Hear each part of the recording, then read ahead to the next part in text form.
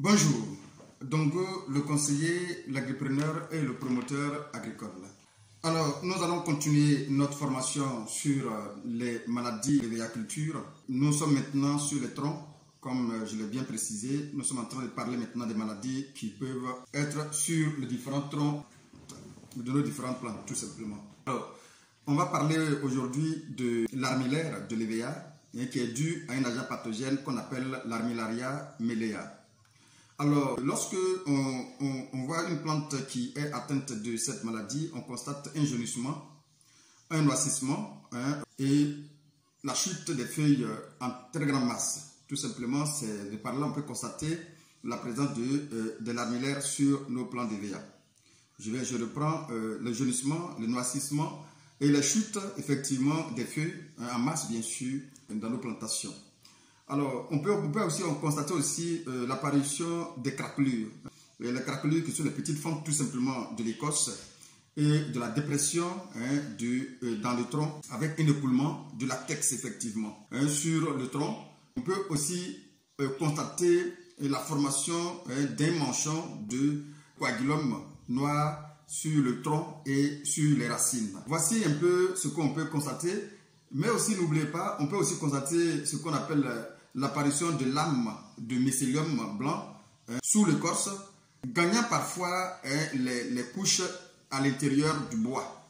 Bon, le mycélium, en réalité, c'est la partie végétative ou souterraine des champignons qui joue les rôles de décomposeur de matière organique, effectivement, et l'absorbeur de nutriments et de l'eau.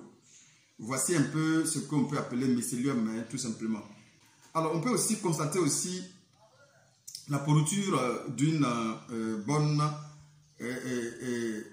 odeur caractéristique. Vous pouvez sentir souvent lorsque on est en face de ces genres d'attaques dans la plantation, bon, une odeur plus ou moins agréable qu'on peut sentir effectivement, qui peut montrer l'apparition ou la présence effectivement de ces parasites dans votre plantation. Voilà. Comment, comme tout agent pathogène, ils ont un mode de contamination et c'est par des spores. On ne va pas venir encore sur les spores, c'est tout le temps par des spores, effectivement, les mêmes champignons qui attaquent ces bois, ces arbres. Et le mode de contamination, c'est par contact racinaire, lorsqu'ils sont en contact racinaire, effectivement.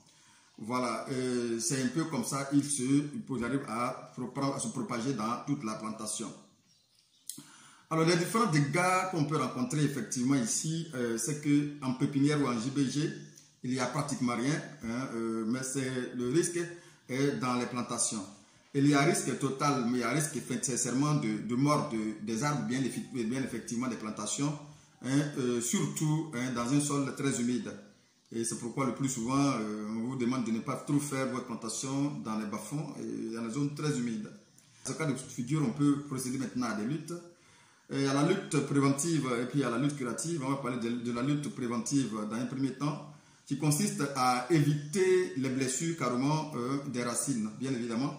Si les blessures, il y a moins de blessures au niveau des racines, il va y avoir moins d'attaques, effectivement. Apparemment, ce sont les parasites de blessures. Il faut éliminer aussi et brûler les souches, bien évidemment, et les débris végétaux pendant la préparation de votre terrain. Vous savez, tout ce qui va rester sur votre terrain va se décomposer, et dans sa décomposition, qui parle de décomposition, parle de champignons. Et il n'y a pas de décomposition sans champignons ni bactéries. Et il n'y a pas de décomposition sans cela. Donc, du coup, il faut éliminer le maximum possible de débris dans votre plantation ou des souches dans votre plantation avant de planter. Il faut aussi, peut aussi mener une lutte curative, tout simplement, au niveau des racines. Il faut éliminer, il faut isoler et traiter, effectivement, avec un traitement fongique à base d'un produit de la famille de triazole. Au niveau des troncs, bien évidemment, il faut aussi appliquer sur les blessures, après grattage bien sûr, un produit fongicide, bien sûr, de la famille de triazole et une pâte effectivement cicatrisante. On a besoin de quoi pour faire tout ce travail? Bon, bien évidemment, on aura besoin de pioches pour creuser, on a besoin de d'abai, effectivement, la machette, la hache, bien évidemment. On peut avoir aussi des scies tronçonneuses, bien sûr, pourquoi pas. Et des pinceaux, et des produits fongiques, des cuvettes, tout ce qu'il faut pour le mélange de ces produits-là, bien évidemment. Alors, Au niveau des racines, il faut effectivement isoler l'arbre en faisant une tranchée circulaire, bien sûr, de 1 mètre de rayon et effectivement de 25 cm de largeur, 80 cm de profondeur. Voilà, du coup, ça va éviter que les parasites se propagent de racine en racine, tout simplement. C'est une manière de faire des barrières effectivement naturelles pour éviter que ces parasites-là passent des racines pour atteindre les autres racines qui sont saines en fait. Voilà, là aussi, il faut aussi faire un traitement à base de triazole, des arbres malades bien sûr. Et surtout, il faut aussi faire des traitements aussi des arbres qui sont voisins de manière directe. Il faut faire des traitements aussi également, ce n'est pas exclu. Voilà, il faut bien évidemment arracher les jeunes plants et extirper les racines latérales qui vont au-delà du tranché. D'accord. Il faut tout simplement arracher les jeunes plants atteintes. Il faut les arracher bien sûr s'il y a possibilité, ou tronçonner jusqu'au collet, et puis effectivement tronçonner jusqu'au collet les gros arbres et extirper les racines latérales qui traversent le tranché, qui vont au-delà du tranché. Parce que lorsque vous faites le tranché, vous allez voir que vous avez coupé, c'est tout simplement à 1 mètre de rayon. Donc les racines latérales vont aller au-delà de 1 mètre de rayon, bien évidemment. Alors tout ce qui part au-delà de ces 1 mètre de rayon, il faut les extirper carrément, il faut les arracher carrément. Voilà, tout simplement. Voilà, au niveau du bois, il faut quand même bien gratter l'écorce jusqu'au bois. Il faut gratter l'écorce jusqu'au bois pour enlever les tissus altérés, tout simplement, et extraire le lactase coagulé qui se trouve à l'intérieur. Il faut aussi appliquer le fongicide, effectivement, pour désinfecter la blessure, et appliquer la pâte, effectivement, la pâte cicatrisante. Voilà, c'est très très important. Il faut faire un traitement dès l'apparition des symptômes, que vous connaissez les symptômes, pour faire un traitement, bien évidemment.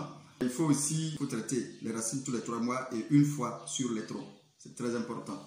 Voilà un peu ce qu'on pourra dire sur cette maladie qu'on appelle l'armillaire. Voilà, tout ce qu'on peut dire dessus sur l'armillaire. Effectivement, on va aussi aborder les autres maladies incessamment.